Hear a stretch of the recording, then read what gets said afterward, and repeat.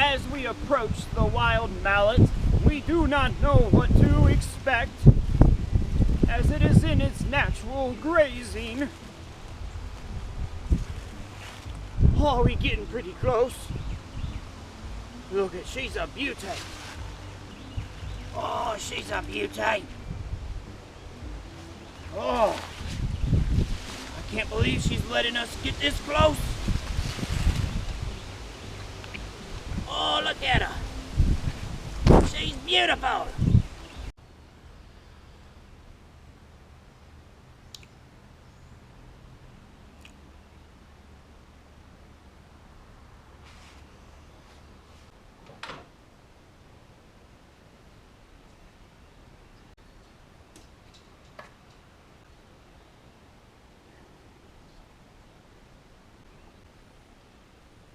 No good. Well, I guess I need to find me some wood, because obviously my mallet's no good. Need to find some wood. My mallet's no good. Alright, so what we're going to do is we're going to make ourselves a little mallet today. Got some wood down there in the downstairs part of my shop. So why don't we go down there right now?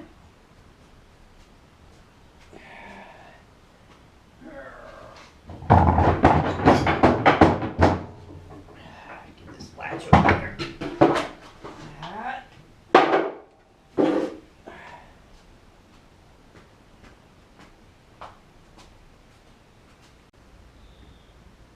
Hi. Now that I've got you down here in the downstairs part of my shop, let's go through some wood here. We've got different species and varieties down here from which to choose. This one, I do believe, has come from some kind of sawdust tree. Not very good for woodworking, for mallets. This one, I believe I found this one in the wall. It's a little nutty, but I like it. I think for today, I would like to use this one.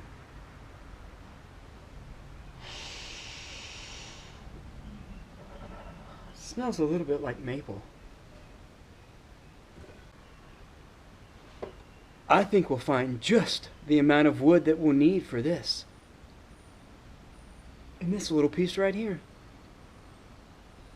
Let's go ahead and do that now.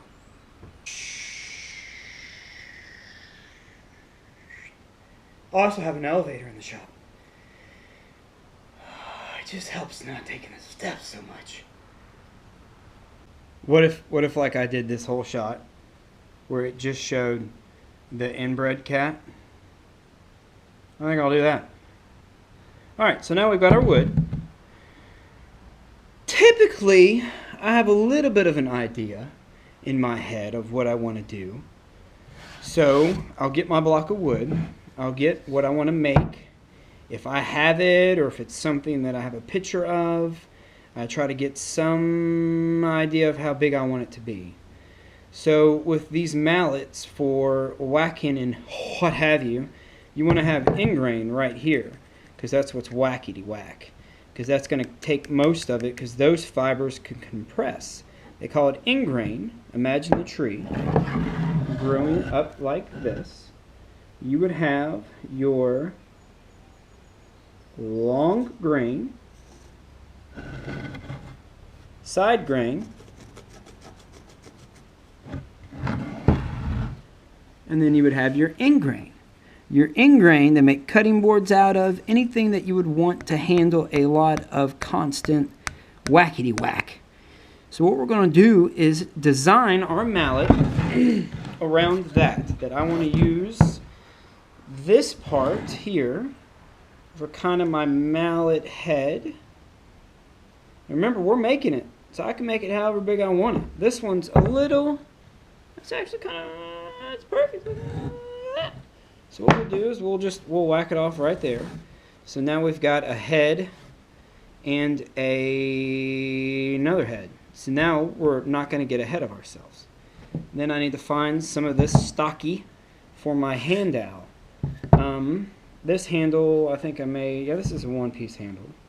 Might be two. Sometimes I have to add little fillers right there if it's not wide enough. But I think that we're just going to run with it, and whatever comes out, comes out. So I can get my hand out from probably even this section right here. So let's take that over to the table saw, and we'll get started cutting wood. Alrighty. Well, that came fresh out of glue up, looking just like this. I mean, I couldn't lie to you about it. I mean, it just came out perfectly. So, it looks like we've already got some markings laid out for ourselves. So what we're going to do is, well,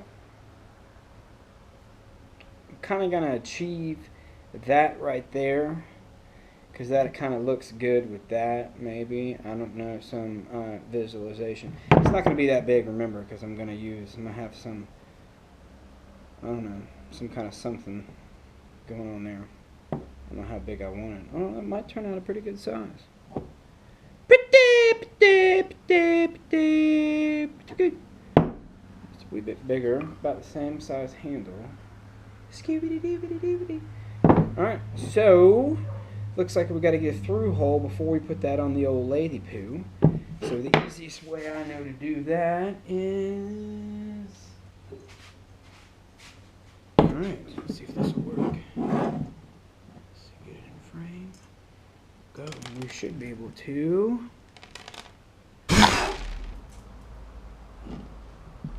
Would you look at that? Works every time. Meow mix, meow mix. Please deliver. Escape.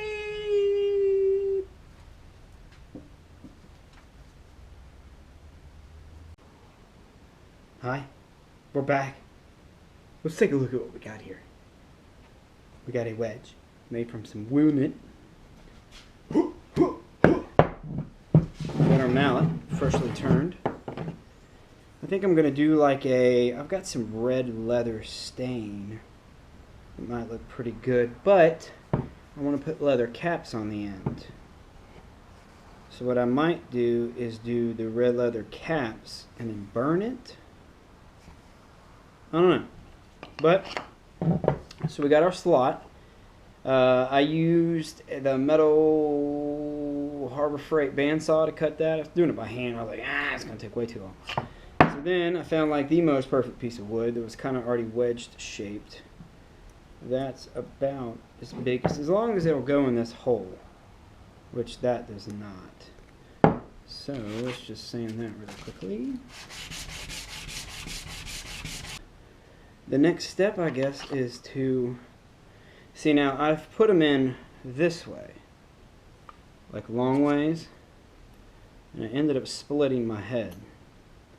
So I don't want to do that. So if I go sideways with it, it'll expand that way, and shouldn't want to split my wood this way, because I will be going ingrain to ingrain on the inside. Compression. So let's get some glue on there and let's glue it up.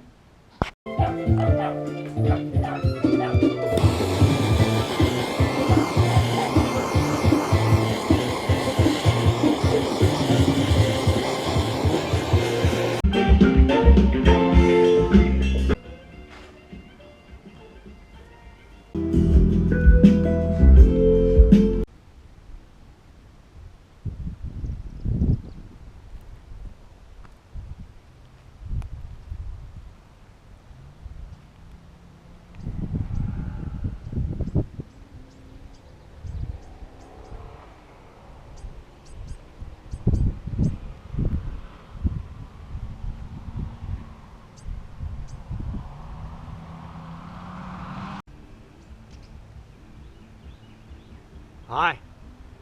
Made it to the end with me. Appreciate that. We did pretty good on it. There's a couple imperfections on it, but you know what? That's what makes it mine.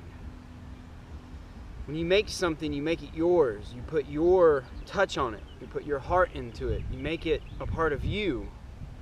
You know, only if we could do that with the rest of the world. Imagine where we'd be as makers. But anyway, I thought it turned out really good. I like it. I'm probably going to give it away. But let's practice, you know. You just make stuff to make them so that you can perfect your talent. You know, I mean, I don't, there you go.